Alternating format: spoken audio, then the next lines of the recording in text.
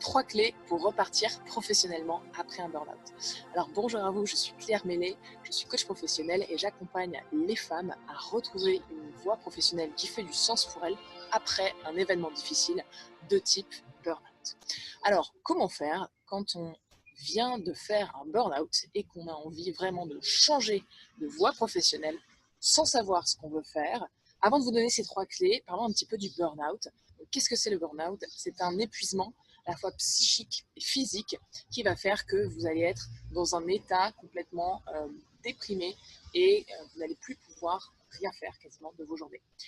Le burn-out intervient souvent quand on s'est trop donné, quand on est allé trop loin, qu'on a fait de trop grandes heures, qu'on ne s'est pas écouté, qu'on n'a pas écouté notre corps. Et c'est un phénomène assez insidieux qui arrive petit à petit et on passe en mode pilote automatique. C'est-à-dire que c'est le mental qui va prendre des décisions et petit à petit, on se coupe de son corps. Et vous allez voir que mes 3 clés se situent à ce niveau-là. Ça va être la clé pour repartir, c'est de se reconnecter à son corps et d'apprendre à s'écouter. Avec le burn-out, il y a également un phénomène de culpabilité, de honte. On lutte en fait et on ressent cette culpabilité parce qu'on se dit qu'on n'a pas réussi malgré tout à continuer et à aller plus loin. Et c'est typiquement, c'est assez féminin d'ailleurs, de vouloir donner, donner, donner et de se dépasser en fait dans le don de soi. Que faire une fois qu'on s'est brûlé, puisque burn-out, ça veut littéralement dire brûler de l'intérieur.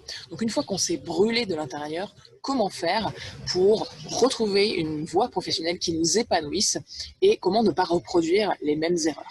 La première clé, ça va être de vous ressourcer. Vous ressourcer, c'est-à-dire couper avec votre ancien fonctionnement, avec un rythme effréné.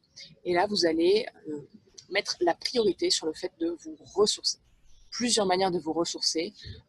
La plus efficace, que je vous conseille vraiment et qui va vraiment vous faire du bien dans cette situation, c'est d'aller en nature. Allez vous ressourcer dans la nature, donc de grandes balades en forêt, si vous pouvez, c'est le mieux. Également le bord de mer, d'aller vous ressourcer en montagne. Donc c'est vraiment le bol d'air et la reconnexion à la nature. Vous pouvez aussi vous ressourcer en voyant des amis, en voyant votre famille et en faisant des activités qui vous plaisent et qui vous donnent du plaisir. Parce que la deuxième clé, justement, va être de retrouver cette notion de plaisir pour vous remettre dans une énergie saine, une énergie de joie, une énergie de plaisir qui va vous donner justement de l'énergie pour pouvoir construire à nouveau, construire mais différemment une vie professionnelle. Et je vous invite vraiment à ralentir dans cette phase. Vous ressourcer et ralentir parce que le premier réflexe qu'on a justement lorsqu'on est en burn-out, qu'on se sent coupable et qu'on se dit qu'on aurait pu faire mieux, qu'on a abandonné peut-être, eh bien c'est qu'on a envie tout de suite de rectifier le tir et de se mettre tout de suite à chercher une nouvelle carrière, un nouveau plan professionnel. Le risque en faisant ça, vous avez vu, j'ai pris une grande inspiration parce que justement ce qu'il faut faire, c'est respirer à ce moment-là et ce n'est surtout pas de partir dans cette direction. Pourquoi? Le risque, c'est de reproduire exactement le même schéma dans un autre contexte, dans une autre entreprise, dans un autre poste, mais si vous n'avez pas pris le temps de vous ressourcer et de vous reconnecter à ce qui faisait du sens pour vous, eh bien vous allez repartir de faire un autre burn-out dans une autre entreprise. Ça, c'est garanti. D'accord? Donc, vous ne voulez pas ça. Vous voulez à tout prix éviter ça. Donc, ça peut être difficile pour certaines de lâcher, de faire moins, de ralentir. Et croyez-moi, je suis passée par là, donc je sais de quoi je parle, vraiment. Et la plupart de mes clientes sont des femmes énergiques et dynamiques qui, justement, aiment faire beaucoup de choses, se challenger et qui sont actives. Donc, c'est un gros challenge de ralentir et de ne pas vouloir tout de suite s'engouffrer dans un nouveau projet. Donc, première clé, on l'a vu, je répète, se ressourcer en nature. Deuxième clé, se faire plaisir. Donc, beaucoup de manières de se faire plaisir. Cela peut être en famille, en amis, entre amis, en faisant également une activité qui vous plaît, donc une activité artistique ou autre. Et là, par contre, en faisant du sport, et là, je vous mets en garde également, si vous avez fait un burn-out, c'est que vous êtes probablement quelqu'un qui aime la performance, le challenge, qui aime se dépasser.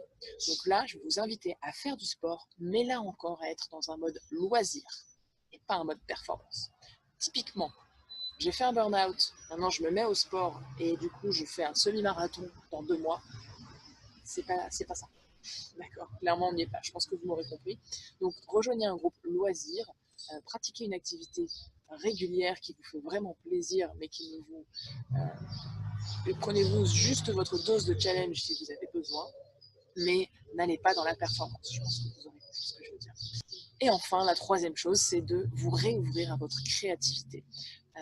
Et là, je vais vous inviter à vous connecter à des activités de type écouter de la musique ou faire de la musique, colorier, dessiner, faire de la peinture, faire de la sculpture, faire de la cuisine, pourquoi pas.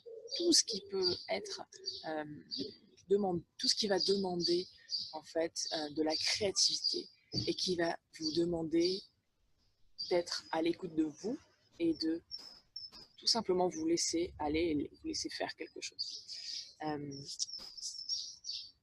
Je vous donne mon exemple. Moi, j'adore colorier. J'ai découvert que j'adorais colorier avec des feutres, pas des mandalas, mais des dessins qui sont déjà faits, des dessins qui me plaisent. J'adore les colorier, mettre de la couleur en fait au feutre. Ça m'apaise, ça me donne beaucoup de joie et je mets un peu de musique quand je fais ça et je me mets dans un état d'esprit où je me sens très bien. Voilà ce que je voulais vous faire passer dans cette vidéo. Donc, avec ces 3 clés, si vous les mettez en pratique, vous allez assez vite retrouver une bonne énergie, une bonne hygiène de vie et également une notion de joie et de plaisir. Et c'est sur cette énergie-là, sur ces fondations, qu'on va pouvoir poser les nouvelles bases de votre nouvelle vie professionnelle. Si vous voulez aller plus loin et si vous voulez qu'on les pose ensemble, je vous invite à prendre rendez-vous pour qu'on discute ensemble et qu'on voit comment est-ce que je peux vous accompagner pour poser les nouvelles bases de cette nouvelle vie professionnelle. Prenez soin de vous, excellente journée et à très bientôt. Ciao.